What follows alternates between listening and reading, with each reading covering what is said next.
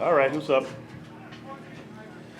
Who wants to go first? Well, I know you don't game plan for a preseason opponent, but Washington just added Adrian Peterson. Your thoughts? He's a good back. Obviously they're beat up at the halfback position, and he's a proven back in this league. So it'll be tough to get him stopped. Has Cravens had any kind of setback in the last week or so, or is he still on schedule? He's actually getting better, but we're being smart with him. He had a setback about a week ago, but he's actually getting better after this weekend. So we'll see. His next step is to get back to the practice field, before he plays in games. So we'll see, but it's getting better. Does he have to play in preseason for you to kind of know what you have in terms of going into the season? Or is there... I would say yes. I mean, he's a guy that joined us in the spring. I mean, he hadn't been with us, and the position he plays is the dime backer spot. It's a critical spot for us. So absolutely, he has to play eventually, so we can see what we've got in him. What have you seen from Will Parks stepping up in that spot, getting to play that exclusively? I thought from the scrimmage on to now, Will Parks has played well for us. He's been fully engaged. He's a guy that's played well in the past for us, so I'm not surprised by that. But he's done a good job for us on defense and special teams. C.J. Smith impressing you a little bit?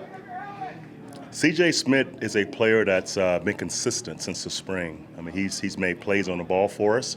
He's played nickel and outside corner for us, so I'm not surprised that he plays good in actual games. He had a play he almost made to seal a game on Saturday. He didn't make it, but he was there. But he's been a consistent performer for us. Did anything else jump out at you after you watched the film of this week?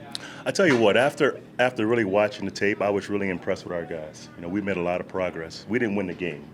Okay, and that's always the most important thing. But we made a lot of progress offensively and defensively. Offensively, we got off to a better start. We scored some points, and it would have been 2 touchdowns outside of a penalty. And defensively, I was impressed with our guys. Obviously, stopping the run. Right, they averaged like 2.4 yards a carry. That was big for us. And outside of the 3rd and 15 penalty, it would have been a pretty nice performance for defense. So that was a good sign on both sides of the ball. Anything you see from the film that would change how the running back reps would look this week going into that game? I tell you what, all 4 or 5 guys play well again.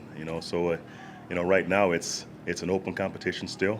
And that being said, Book and Royce have been our lead guys going into the game, and Two's been our change-up guy. I mean, he's a package guy, along with D'Angelo, and David had a nice run in the 4th quarter that would have probably sealed the game. It came back on a holding penalty. So all those guys are doing some good things, but we'll see.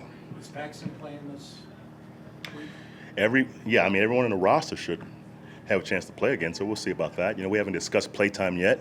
Your 3rd game is always different. You want your starters to play more snaps, so we'll see how much our backups play. With Watson, why wasn't he a fit anymore?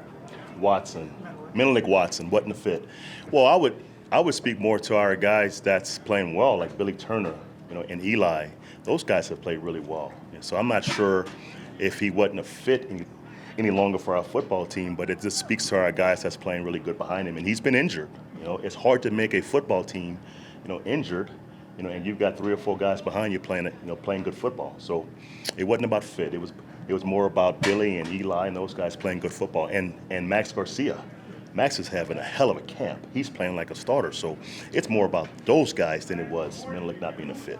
You keep talking about progress and the offense making progress, scoring points, Yes. and first downs really well. So what else do you need to see them do now in the 3rd preseason game against Broncos? Well, just continuing to make more progress. I thought Case was good but not great. I mean, he missed 2 or 3 throws that he wants back. So we have room for improvement. Even in the 4th quarter, we're driving to win the game, and Billy Turner whiffed and gave a sack up. So it's plenty to correct. So we're looking for more progress this week. What do you think of Alexander Johnson's first game reps? He did okay. He had about 14 snaps, I think 4 on teams and 10 on defense. He's obviously a big, powerful man. He made a nice tackle on kickoff, just ran through a double team. So his physical ability is obviously apparent. He needs to play more football. He needs to be in more meetings. So he's been here now for a week and a half. So we got plenty of time to get him ready to go. Yadam played, 58 snaps. Isaac Yadam, yes. Because you were thin. Did you see enough from Ian Brock to make you feel a little more comfortable with your depth there, cornerback? Or? Well, Brock's played. I mean, he's played on playoff teams. He's been a starter in this league. He plays that way. He plays really comfortable. So I'm not concerned about Brock. Isaac is getting some lessons, in preseason, and that's the right time to get him. He's always in position. His issue right now is finishing and finding a football, and obviously 3rd and 15, you don't want that foul. Just stay on top, play the ball, relax. But that comes with time. With young corners, it's hard not to foul because every ball thrown in this league is a catchable ball, and that's different than college. In college, he's in great coverage, ball's overthrown, we off the field. But in this league, balls are being thrown to be caught, so he's got to relax and finish better. Time for a few more for the Is coach. Isaiah in a spot now where, based on last year and losing the ball, he can't be fumbling anymore? I hope not. I want him to remain confident. He's done some really good stuff, so I don't want him to go in a tank because of one play. He's got to continue to push and compete, and right now, I mean, he's in a good spot, so I wouldn't want him to take a step back, so hopefully he remains confident and keeps performing. Today I saw you giving some encouraging words to Paxton during one of the drills. Could you actually win the number 2 spot back? Well, we'll see. It's early. We've got 2 more weeks, and things happen in this league. So, he's focused on competing.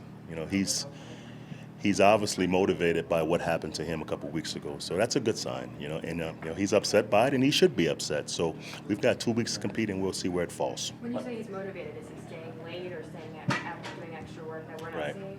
He's always done that. He really has. And really, it's been a group effort with all 3 quarterbacks. Case have grabbed those 2 guys, and they're working. Chad's working hard, Paxton's working hard, and it's because of Case. He's dragging them along. So he's been a great example for both young quarterbacks. Last one, Ryan. Hey, Vance, on the Yes. helmet rule, you guys have been really called for one there, but it looked like a tough call. But is there still a lot of gray area there until the regular season starts? You can see how it's Yeah. going. It's really gray right now, and I think they're calling it conservatively because they want to get it right. I think they want to change the behavior, but the problem I'm having with the call right now is it's been bang bang plays, and it's hard to tell if the head's hitting the body, and that's the rule, right?